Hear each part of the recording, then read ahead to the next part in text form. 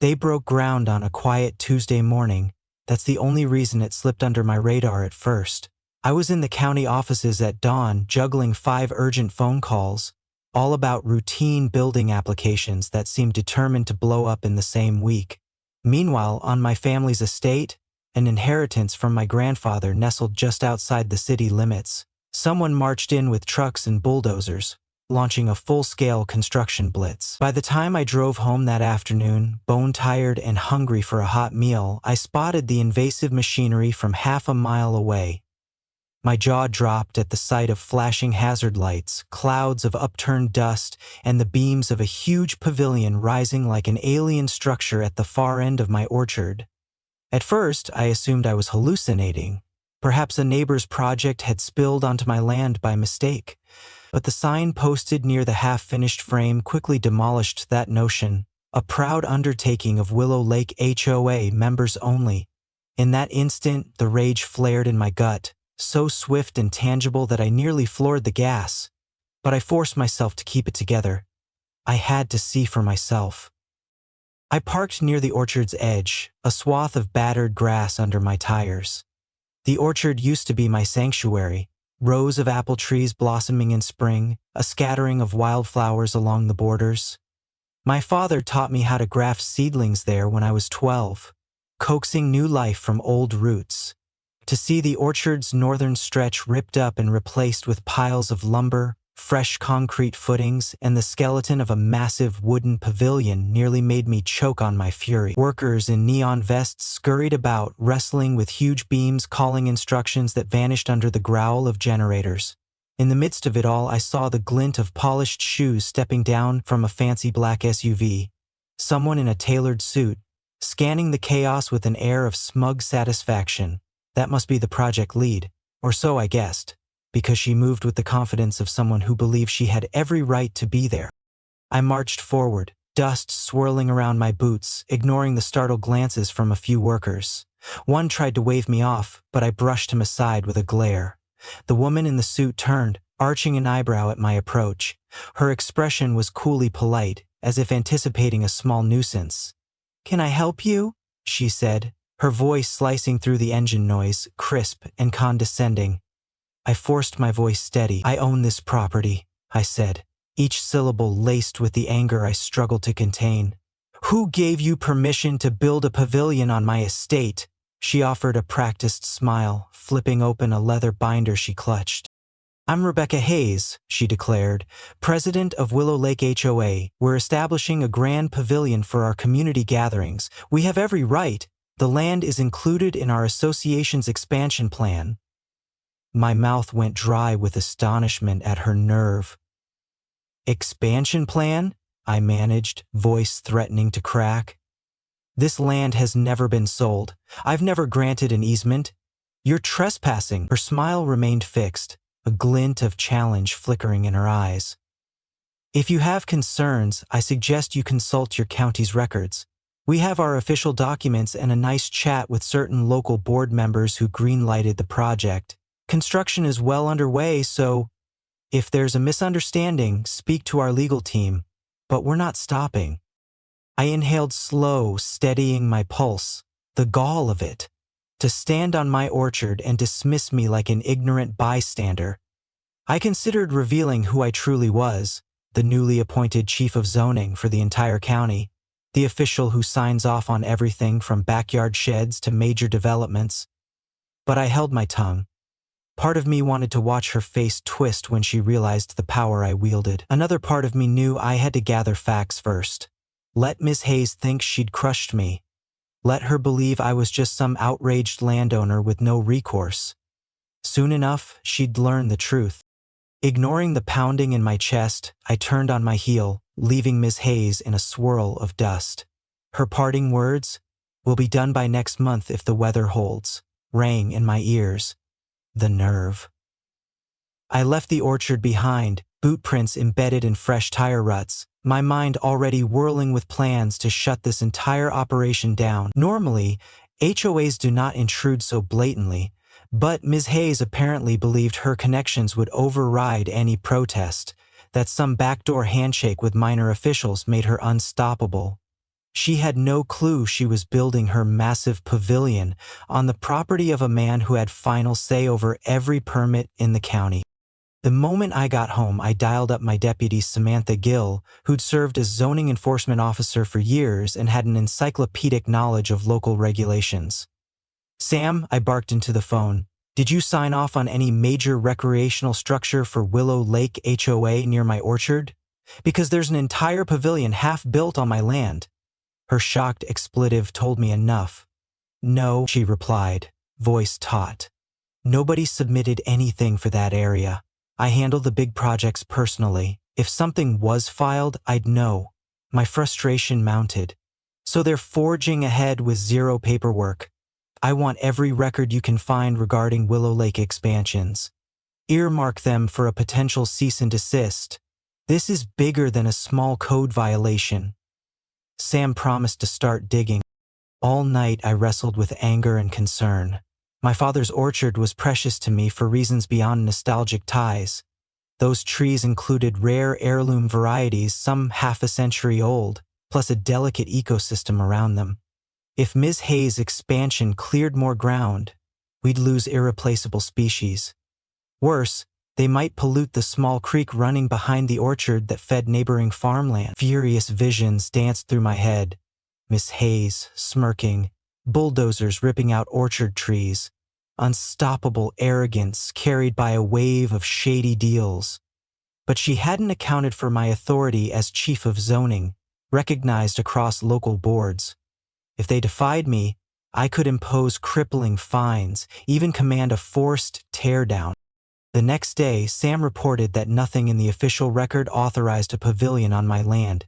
No formal request, no mention of my property's parcel. Yet Miss Hayes claimed to have some green light from local board members. That reeked of corruption, a backroom handshake with lower-tier officials, or a manipulated staffer. I didn't need more evidence to act. As soon as my shift began, I drafted a formal notice of violation, referencing every relevant local statute. Sam finalized the language, attaching potential fines and a demand that construction halt immediately. But we needed to serve it physically to Ms. Hayes at the site. So that afternoon, we arrived with a small entourage, me, Sam, and 2 uniformed code inspectors armed with cameras. We intended to post the notice, photograph the unfinished pavilion, gather proof. When we pulled up, the place was even busier. More workers hammered away, a forklift hoisting large beams. A half-installed roof soared overhead, nearly the size of a small barn overshadowing the orchard's edge. The sight made my blood boil. We hopped out, marched straight to the site, ignoring the startled stares from half a dozen workers in neon vests. Miss Hayes appeared from behind a stack of plywood, wearing her usual tailored outfit, lips curving in a sardonic smile when she saw me. "Back again," she drawled. "You must really enjoy intruding on our construction." I clenched my jaw, stepping forward. Sam and the inspectors flanked me. "Ms. Hayes," I began, "this project violates multiple codes. Here's the official notice of violation. You must stop building immediately or face daily fines. If you ignore it, we'll escalate." I handed over the letter. She barely glanced at it, then shrugged, passing it to a nervous assistant at her side. "We have a different interpretation of our rights," she said dismissively, "but I'll pass this to our lawyers." She turned away. Sam planted a sign near the orchard's border reading, "Cease construction, county zoning enforcement," while the inspectors took photos of the half-finished structure, the date, the location. Meanwhile, Miss Hayes watched with thinly veiled contempt. "You're wasting your time," she said, a chilly edge in her voice. "We have backing from certain local authorities, and let's not forget, you can't always strong-arm a homeowners association that's bringing real improvements to the area." The insult stung, but I kept my composure. "We'll see who's wasting time," I replied quietly. "Ignore that notice and your pavilion might end up demolished by court order." We left them to stew in that threat. In my experience, either they'd comply or they'd double down. Miss Hayes struck me as the double-down type. Sure enough, the next morning a frantic call from Sam confirmed the worst. They were still building, ignoring the bright orange violation sign. Sam's voice trembled with fury. "They ripped the sign out, boss. A worker tossed it aside. They're pouring concrete footings now, going full steam. My anger nearly blinded me. Get photos, we'll go for an injunction, I said. They think they can blow off county rules, we'll take them to court. Sam agreed, heading out to gather evidence. Meanwhile, I phoned a real estate lawyer, my old friend Jack Morrison, who specialized in emergency land disputes. He pledged to help me file for a temporary restraining order that afternoon so we could freeze Ms. Hayes in her tracks. Filing for a TRO usually takes days to schedule, but my clout as chief of zoning opened doors.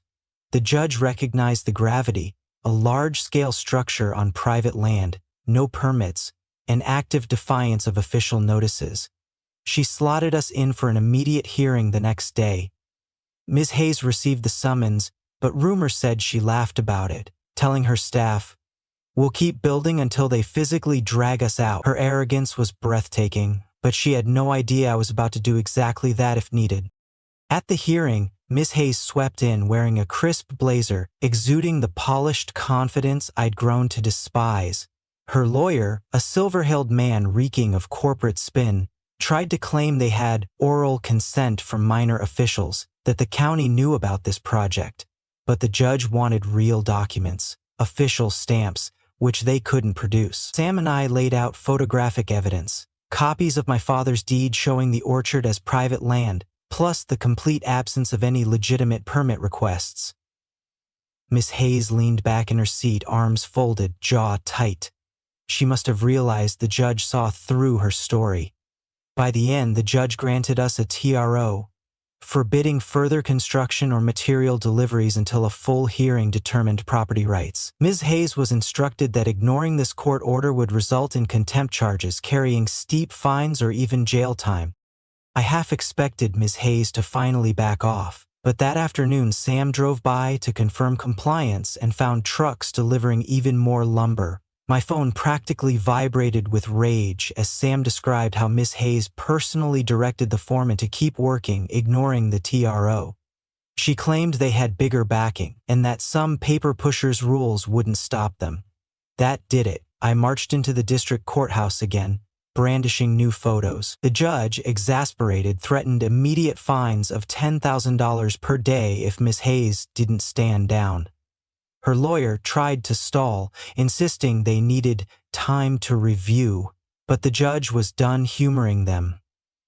Miss Hayes's face flickered with fear, though she quickly masked it behind a veneer of disdain. For a moment, I savored that shift in her expression. She understood now that I was no powerless caretaker, but the man with the entire system at my back. Still, the defiance continued. Workers pressed on after hours, using floodlights to install roofing, hammering away into the night. A neighbor called me at 2 a.m., woken by the racket.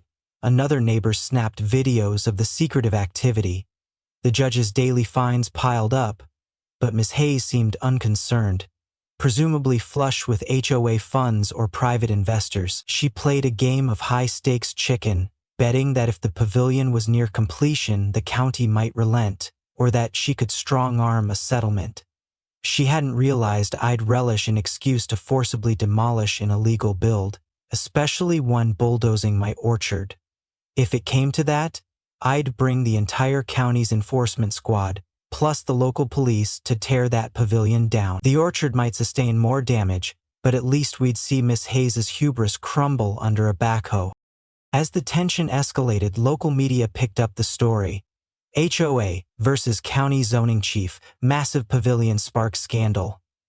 Some reporters tried to paint me as a bureaucrat blocking community improvement, but once the truth emerged that the property was stolen land, no legal approvals, and a brazen disregard for court orders, the tide turned. Outrage swelled on social media, branding Ms. Hayes as an arrogant developer riding roughshod over a historic orchard. Civic groups started small protests near the orchard's edge, waving signs that read, "Respect private land" and "No pavilion on stolen soil." The spectacle forced Ms. Hayes to address the press, doubling down with claims she had binding agreements. She never specified with whom. The county commissioners, faced with public outcry, vowed to stand behind me. One commissioner told a news crew, If Miss Hayes keeps building, the pavilion will be flattened, period. Finally, we scheduled a major hearing to resolve the property dispute once and for all. Ms. Hayes arrived, flanked by 2 attorneys, looking more tense than before. The courtroom was packed with curious residents, reporters, even some supporters of Ms. Hayes who believed in her vision. Meanwhile, Sam and I presented reams of evidence: the orchard's documented chain of ownership, the orchard's boundaries as recognized for decades, plus the complete absence of legitimate building permit. Ms. Hayes's lawyers tried a last-ditch argument that the orchard boundary was ambiguous, but we showed multiple surveys confirming the line. The judge listened, unimpressed by the defense's attempts to create doubt where none existed. When confronted with the ongoing defiance of court orders, Ms. Hayes's posture stiffened. The judge threatened contempt fines so large that even a well-funded HOA would crumble. Ms. Hayes's bravado flickered, replaced by a flash of panic.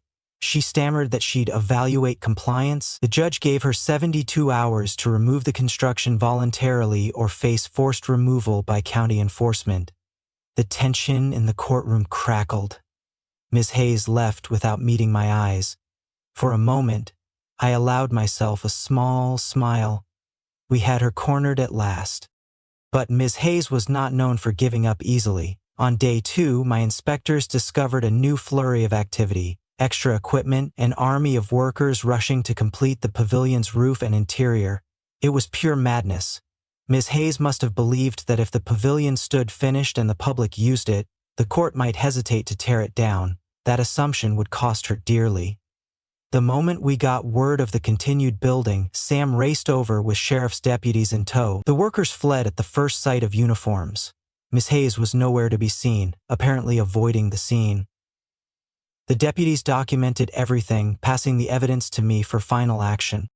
With no other recourse, I requested an emergency demolition order from the judge. Enough was enough. The orchard was scarred with concrete posts, half-destroyed apple trees, scattered scaffolding. Miss Hayes had forced our hand at every stage. The judge, furious at her contempt, signed the order, authorizing the county to destroy any illegally constructed portion at Ms. Hayes's or the HOA's expense. That set the stage for the final showdown. I never took joy in demolishing structures, wasteful, messy, often heartbreaking for those who invested money. But Miss Hayes's arrogance left no other option. She wanted to test my authority. She'd see it in full swing. Early next morning, a convoy of county trucks, bulldozers, and law enforcement vehicles lined up outside my orchard gate. Curious onlookers gathered, phones out, anticipating a spectacle. Even local TV news set up a camera.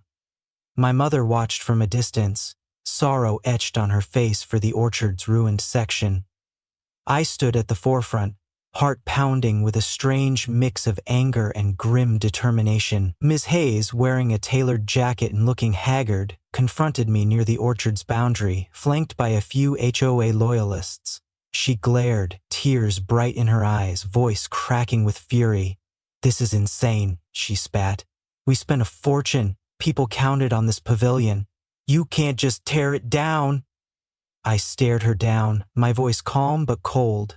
"You ignored every law, trampled my orchard, defied court orders.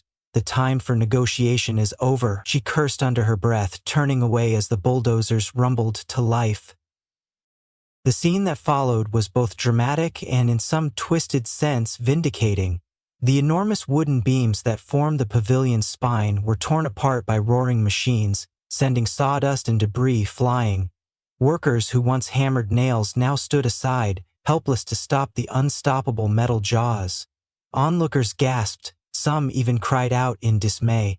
But for me, each cracked beam was a reminder that no one, no matter how brazen, can override property rights and zoning codes with impunity. Ms. Hayes watched the first columns collapse, her defiance draining from her posture. She turned away to hide tears, maybe from anger, maybe from regret.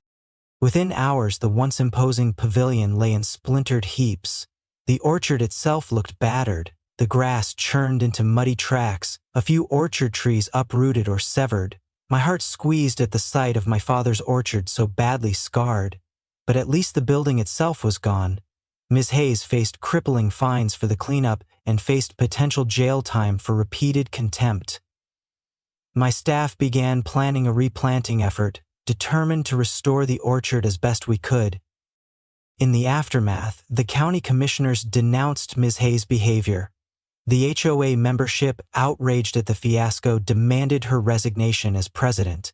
Lawsuits poured in from would-be investors who blamed her for lying about legal status. She tried to paint herself a victim of government overreach, but the evidence of her willful disregard for all official channels was too strong. The local news hammered her repeatedly, running images of the half-demolished pavilion next to quotes from me about her blatant contempt for the law. Before long, Ms. Hayes disappeared from public view, rumored to have left town. Some said she faced criminal charges for forgery, others claimed she fled to avoid the crushing lawsuits. Either way, she was gone. Meanwhile, my orchard endured. Over time, we cleared out the rubble, replanted the damaged sections. It would take years for the orchard to fully heal, but we had the patience. My mother, though still shaken, took solace in seeing the orchard's beauty return. I hammered a new sign at the property's entrance, stating, "Private estate, no unauthorized entry, zoning enforcement on site."